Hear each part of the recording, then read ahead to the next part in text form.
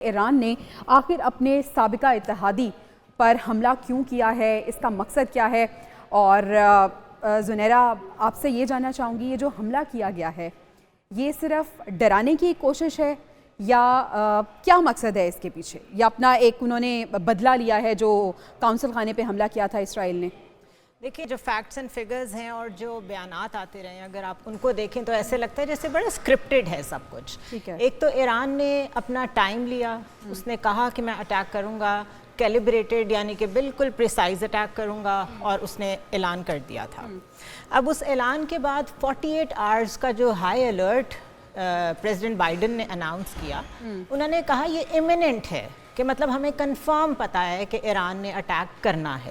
انہی 48 آورز میں اٹیک ہو بھی گیا. انہی 48 آورز میں ایگزیکٹلی ایک ہی ٹائم پہ 4 ملکوں نے اپنی ایئر سپیس بند کی، جس میں اسرائیل ہے، لیبنان ہے، عراق ہے، جارڈن ہے.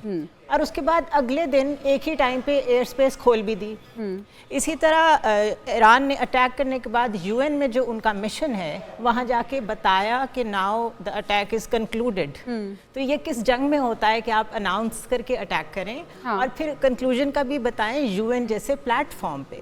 اور اس کے فوراً بعد بائیڈن ایڈمنسٹریشن کا رسپانس یہ تھا اسرائیل کو کہ آپ اس کو اپنی وکٹری کنسیڈر کریں، بیکاز اس نے اٹیک کیا، ہم نے انٹرسیپٹ کر دیا، کوئی میجر کیجوالٹی آپ کا کوئی نقصان نہیں ہوا، تو آپ اسے وکٹری سمجھیں اور اس سے آگے اسے نہ لے کے جائیں. تو یہاں تک تو یہ سارا بائی ڈیزائن لگتا ہے. ٹھیک ہے، تو پھر کیا مقصد آپ کو اس کے پیچھے نظر آ رہا ہے؟ کیونکہ ایک جانب یہ کہا جا رہا ہے کہ انہوں نے اپنا ایک بدلہ لیا ہے ایران نے حملہ کر کے، دوسری جانب یہ بھی ایک وہ گروپ کا کہہ رہا ہے، اسکول آف تھاٹس یہ بھی ہے کہ غزہ کے جو مسلمانوں پہ ظلم ہو رہا ہے یہ اس کا بھی بدلہ ایران کی جانب سے لیا گیا ہے. اور بڑا ایران کو بتایا جا رہا ہے، سوشل میڈیا کی اگر ہم بات کریں تو بہت بیک اپ کیا جا رہا ہے کہ ایران نے وہ کر دیا جو کسی اور اسلامی ملک نے نہیں کیا.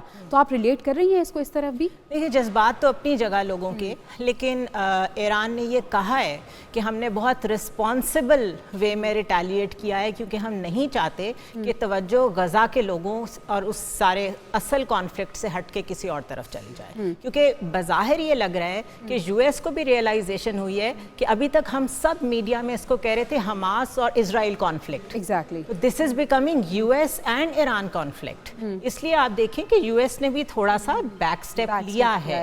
انہوں نے کہا ہے کہ ہم مزید اگر آپ اوفینسو ہوں گے ہم اس کا حصہ نہیں بنیں گے.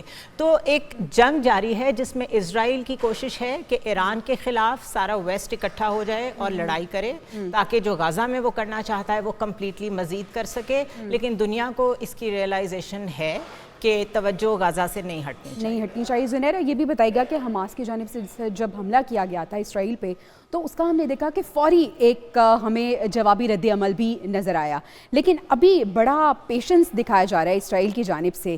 اس کے پیچھے کیا حکمت عملی ہو سکتی ہے؟ پیشنس نہیں ہے. آئی تھنک ایک بہت بڑی خبر آج کی ایک نیوز ہے، دا انٹرسیپٹ میڈیا ہاؤس ہے، انہوں نے یہ دی ہے کہ نتن یاہو نے جب ڈیماسکس میں سیریا میں جو ایمبیسی ہے ایران کی اس پہ جب حملہ کیا ہے تو اپنے ایلائز کو اس نے اعتماد میں نہیں لیا تھا. وچ مینس کہ اس نے وار پرووک کرنے کی کوشش کی اور کوشش کی امریکہ کو اس میں ڈریگ کرے. تو جب اس طرح کی آپ حرکتیں کریں گے انٹرنیشنل لیول پہ اور پرووک کرنے کے لیے اپنے ہی ایلائز کو اعتماد میں نہیں لیں گے تو اس سے ایک ٹرسٹ ڈیفیسٹ بڑھے گا.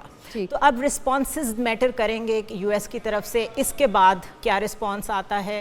توجہ واپس غزہ کی طرف جاتی ہے، ایران اور امریکہ ڈائریکٹ کانفلکٹ. بالکل آخر میں یہ بتائے گا کہ آپ اس کا فیوچر کیا دیکھ رہی ہیں؟ یہ فیوچر اس کا یہی ہے کہ یہ اسمال سکیل پرپیچول وار رہے گی، یعنی چلتا رہے گا یہ معاملہ جب تک سیز فائر غزہ میں نہیں ہوتا. اور اب یہ معاملہ غزہ پہ اس لیے نہیں رکے گا بیکاز غزہ کے جو لوگ شہید ہو گئے ہیں اور جو وہاں سے ڈسپلیس ہو گئے ہیں، کیا اس کا کوئی اس کو کسی طرح ہم ریپلیس نہیں کر سکتے ہیں اس کا کچھ؟ اور دوسرا جو پیلسٹینینز وہاں سے گئے ہیں کیا اسرائیلیز ان کو واپس آنے دیں گے؟ جو نئی سیٹلمنٹس بنا رہے ہیں کیا ان کو ہٹائیں گے وہ؟ یہ بڑے بگ کویسچنز ہیں. تو یہ کانفلکٹ لمبا چلے گا. ٹھیک ہے، thank you so much Zunaira.